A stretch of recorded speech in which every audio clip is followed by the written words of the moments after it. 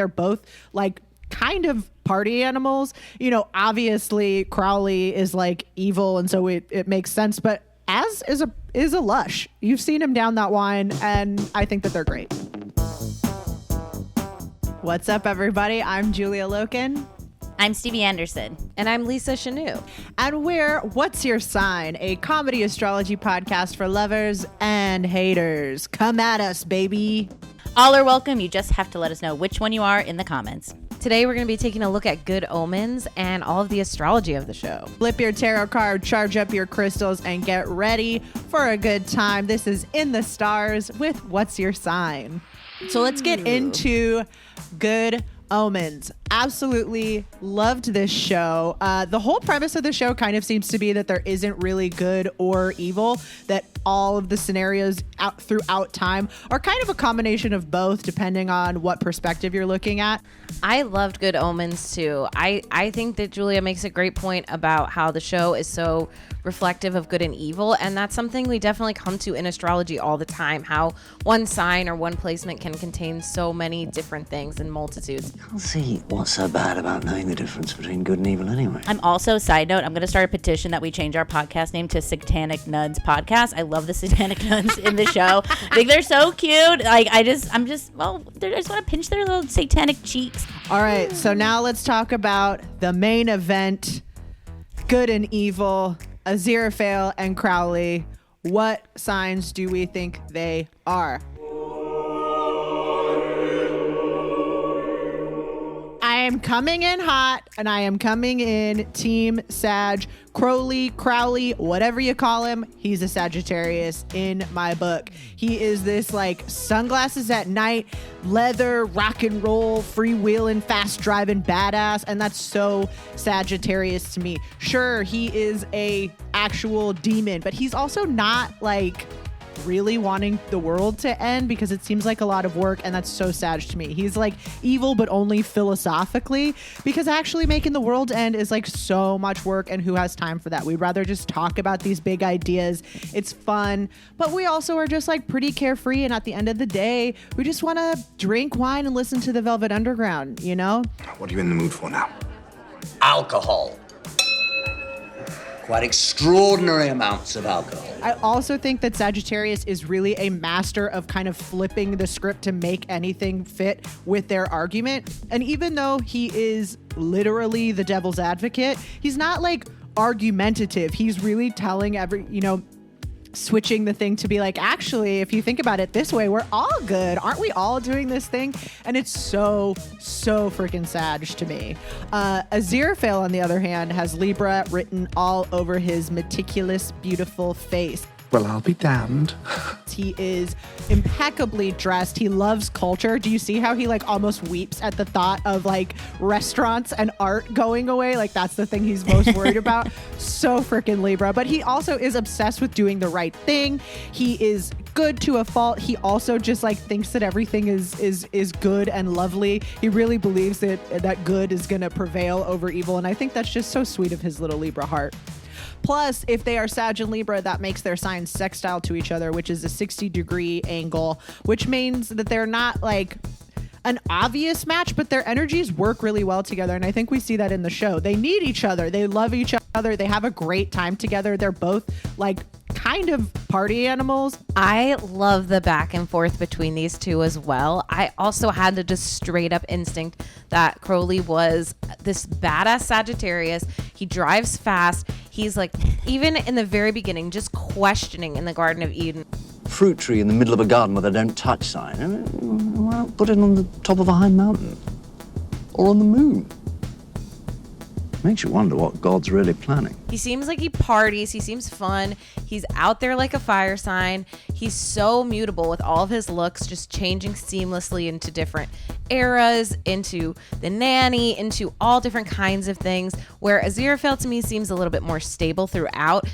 I think Crowley's really, really mutable, and that's where I got all the Sag energy. But I do think there's a kind of karmic tie there and maybe a polarity aspect. And the more I got to know Aziraphale, I'm thinking this guy has to be a Taurus. He seems like so much fun to go out to dinner with. Even just the moment where he says we had crepes. His face, you're like, oh my God, he loved having crepes. And like, to me, that's so Taurus. He's having so much fun. He indulges a little bit. He does go out. He gets drunk with Crowley. He like hangs out, but he's also super stubborn, stuck to his guns. He really believes he's right. He believes he's doing good for good's sake. And so I do think, especially when he's the gardener, so earth sign, so Taurus to me. So I could be convinced that because I think there's a karmic connection, I could be convinced that Crowley is a Scorpio and Aziraphale is a Taurus. Okay, all great suggestions. All check out, but I'm gonna double on Julia's call for Libra for Aziraphale. I think he's very Libra. This also goes with Lisa going with Taurus too, because Libra and Taurus are both Venus ruled signs. So they love pleasure. They love the good things. They love Cheesecake Factory. They love butterfly aesthetics. So that all really checks out. I do want to propose a different fire sign for Crowley. I'm going to go Aries, because then that kind of backs up what Lisa's saying with this sort of polarity dynamic. They just feel so tethered together that I just love the idea of them being in sister signs with each other. And Aries is naughty, just like Scorpio, with that Mars sort of energy. I love that Crowley too destroyed the phone lines like early up top in the show, where he's like, yeah, like 15 million people just like pissed off because their phones aren't working. It's like, yes, that like Aries irritation, just knowing really where to like stick people and get them where it's really functional and practical. And Aries is definitely that sign that's like, when you break up with someone and you want to get back at them, and they're almost more excited to help you get back at someone. And that's Crowley, I think, in a nutshell. And they say, so long, sucker! Okay, final verdict. What signs are Crowley and Aziraphale? Okay, I'll give you Libra if you give me Sagittarius. I have no problem with that. I'm good with that, because we all had a little bit of each one's guesses. So I think that's a very Libran and fair compromise. Now, on to our bonus round. In case you didn't get enough magic mysticism, here we go. We're talking about Anathema the Witch. Anathema is defined as someone or something that one vehemently dislikes, and let me tell you, there is nothing people vehemently dislike more than a woman who knows stuff. You know, damned if you do, damned if you don't. Women be knowing, and you know, sorry, the world can't take it. I love that. I love the depiction of the witch and the witch hunter. I think this duality is something that we still see represented today. I think that in a lot of spiritual spaces, all of that stuff gets put into this like quote unquote female box, and then therefore it's discounted, or it's silly, or it's like girl stuff. And I think that's all changing now, but I think that spiritual work is mostly about looking deeply into things. And yeah, of course, sometimes that includes, you know, harmful history and things that we don't want to look at as a society. And it's like my mom always says, you know, the more you look, the more you'll find. So people don't really want you looking into stuff like that. And that's why they discount it as being silly. And witchcraft really is this rich connection to the natural world too. And I think, witches were really ahead of their time, seeing all these religious, you know, organized religion organizations being super oppressive of the day. And they were like, I'm good. I'm going to go in the woods with my girlfriends and we're going to make potions. And I think Anathema has this really funny, curious Gemini energy to her. She has this messenger energy. I love the reading of the auras too. I want that skill and power in due time. And I love a witch story. Keep them coming.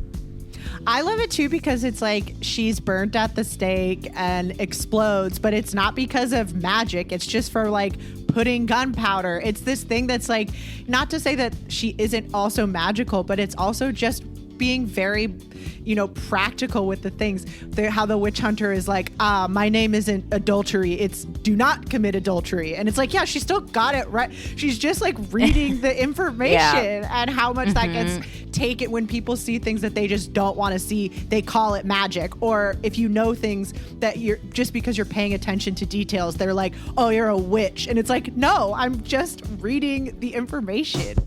Thank you guys so much for tuning in. We love Good Omens. We love doing an astrology breakdown. And if you'd like to see more of other characters from the show or other Amazon shows, please let us know in the comments. We love talking about astrology. We're doing it anyways. We might as well let you listen. So check out our podcast, What's Your Sign? Available wherever you get your podcast. And follow us on all the social medias, baby. Thank you so much for tuning in. Like, subscribe, and follow us, and we'll see you next time. Bye.